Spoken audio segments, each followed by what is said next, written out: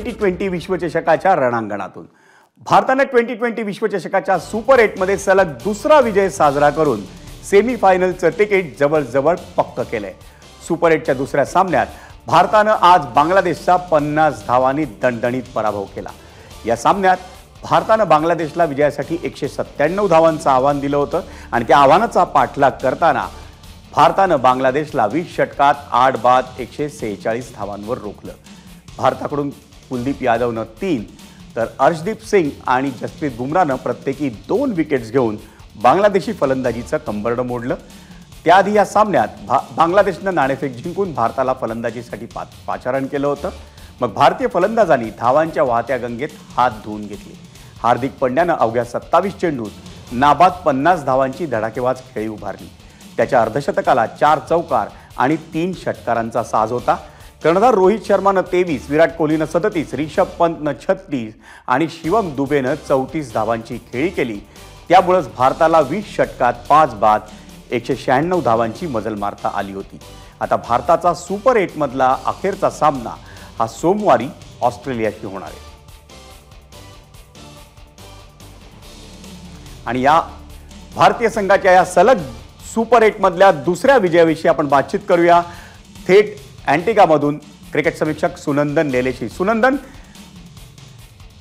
सध्या जे काही चित्र दिसत होतं भारतीय संघाचं ते काही खरं नव्हतं, पण या सामन्यामध्ये भारतीय फलंदाजी, भारतीय गोलंदाजी आणि भारतीय क्षेत्ररक्षण या साऱ्याचे सूर जुळून आलेत। अगदी बरोबर बोललास तू विजय। मी तर वर्णन असं करेन की एकमेका सहाय्य करू अवघे जाऊ उपांत्य फेरीत। त्याचं कारण असं आहे विजय की आपल्या फलंदाजांनी आज वेगळी भूमिका घेतली। सुरुवातीपासून किंचित धोका पत्करून मोठे फटके खेळायचा प्रयत्न केला, त्याचा फायदा झालेला दिसतोय। फक्त हार्दिक पंड्याने अर्धशतक केलंय, पण 3 खेळे या तिशीतले आहेत ज्यांनी भारतीय संघाच्या धावफलकाला बळ आलेलं होतं। त्यामुळे फलंदाजी ज्या क्षणी आपण मोठा टप्पा गाठला त्या क्षणीच भारताचा विजय जवळपास पक्का झाला होता। सुनंदन, हे तर क्रिकेटमध्ये अगदी स्पष्ट आहे की गाव बदललं तशी खेळपट्टी बदलत जाते। जसं आपण हवा बदलते असे म्हणतो तसंच क्रिकेटची खेळपट्टी देखील बदलते। पण अमेरिकेतल्या खेळपट्ट्या किंबहुना खास करून न्यूयॉर्कची खेळपट्टी जी खलनायकासारखी वागत होती, त्यानंतर आपण बार्बाडोसची खेळपट्टी पाहिली आणि इकडे अँटिगा म्हणजे भारतातून खेळपट्टी नेऊन बसवल्यासारखं वाटलं।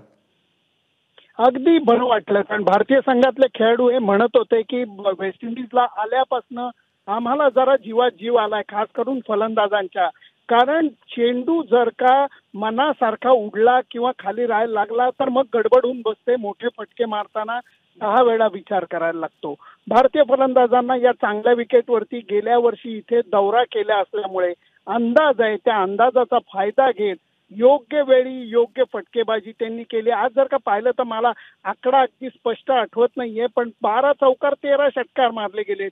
याचा अर्थ भारतीय संघांनी खराब चेंडूचा खरपूस समाचार घेतला आणि त्याचा परिणाम मोठा धावफलक उभारण्यात झाला। भारतीय फलंदाजांच्या कामगिरीचं आपण तर पाहिलंच आहे। म्हणजे रोहित शर्मा खेळलाय, विराट कोहली खेळलाय, प्रत्येकजण खेळलाय, पण हार्दिक पंड्या ज्याच्या कामगिरीविषयी शंका होती तो सातत्यानं आपल्या कामगिरीत सुधारणा करताना दिसतोय आणि आज तर त्यानं नाबाद अर्धशतक झळकावलंय। सुनंदन, कसं क्रिकेट असतं बघ विजय। खरोखर ज्या हार्दिक पंड्याची सत्व परीक्षा क्रिकेटनी बघितली होती, त्याला जणू काही कडेवरनं खाली ठेवलेलं होतं, त्या हार्दिक पंड्याला आता एकदम क्रिकेटनी जवळ घेतल्यासारखं वाटतंय। सातत्याने तो चांगली कामगिरी करतोय, फलंदाजीत करतोय, विश्वासपूर्ण गोलंदाजी करतोय। गेल्या सामन्यातही त्यांनी मस्त खेळी केली होती। आजची खेळी तर त्याची लक्षणीय होती, कारण त्यांनी इतक्या झटपट आक्रमण केलं की समोरचे गोलंदाज गांगरून गेले आणि त्याच्या या आक्रमक खेळीमुळेच भारताला 190 धावांचा टप्पा ओलांडता आला। त्यामुळे हार्दिक पंड्या हिरो झालाय सध्या। हार्दिक पंड्या हिरो झाला, पण दुसरीकडे सुनंदन, जसप्रीत बुमराह असेल, अर्शदीप सिंग असेल आणि कुलदीप यादव असेल, यांना अशी काय जादू सापडली की सातत्यानं हे तिघे विकेट्स काढताना दिसतात। बुमराहच्या हाती तर किल्ली आहे रे बाबा। अचूक टप्प्याची दिशेची किल्ली जणू काय तो सोबत घेऊन फिरतो। 4 ओव्हरमध्ये त्याच्या 12 का 13 रन्स फक्त काढता आल्यात. बांगलादेशला 2 विकेट त्यांनी घेतल्यात. घाबरून खेळत होते त्याला आणि खरा परिणाम साधलाय कुलदीप यादवने. कारण जी काही दुसऱ्या विकेटसाठी भागीदारी रचली जात होती ती कुलदीपनी तोडली. त्याच्या पुढे त्यांनी शकीबला आऊट काढलं आणि नंतर मग बांगलादेशी फलंदाजांना अपेक्षित धावगती खूप हाताबाहेर गेली होती.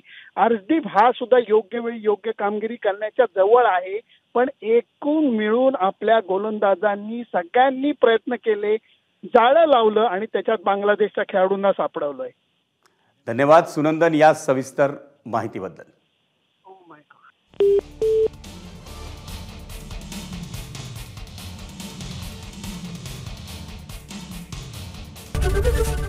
एबीपी माझा, उघडा डोळे बघा नीट.